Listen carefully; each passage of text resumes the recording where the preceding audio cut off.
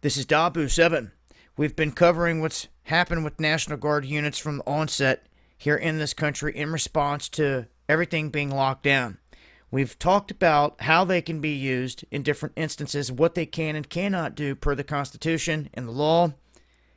And when it comes to the feds, what they've done here is they've called up a group or a unit of National Guard soldiers out of Illinois, around 10,000 of them.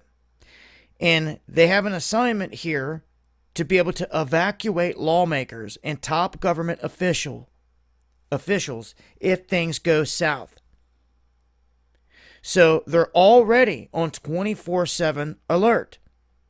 This group, and they go on to say that the Joint Task Force National Capital Region, including almost 10,000 personnel to carry out these special orders to go with it. The JTF NCR is not only real and operating, but it reports directly to the Secretary of Defense, and some of those units are on 27 alert already. Members of the Illinois 106th Aviation Battalion were called in for this assignment. They have helicopter skills, and they are, I guess, going to be depended on here to fly personnel out of D.C. if things go down. If they were ever to go down bad, including evacuating officials, lawmakers, members of the Judiciary Board, and others that are high-ranking or big-name individuals out there.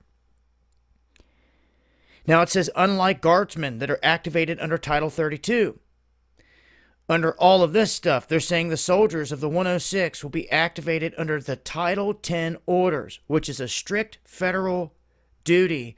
Is they're going to be almost as if they were going to be shipped off to Afghanistan or something, except they're not. They're going to be going to D.C. or they're in D.C.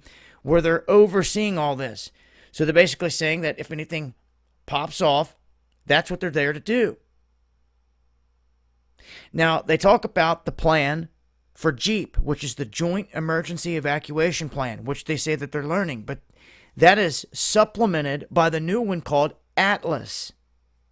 Not the comet that just fizzled. The project here that is very real and that ties into the underpinning of all of this. So I just want to make it known that this is what they're saying. And I try to say here at the bottom that even if this goes down and they have to evacuate them, one of the lawmakers says that there's nowhere to go. And that's garbage, because we already know that Cheyenne Mountain and other facilities have already been making moves for such an event. They've been preparing for years for something like this. This is an interesting move, though, and I want to make people aware of it, what this unit is there to do. Helicopters and all, and they're on 24/7 alert. So as we see protests kicking up across the country, something pops off in this area, this is who they intend to use to get folks out.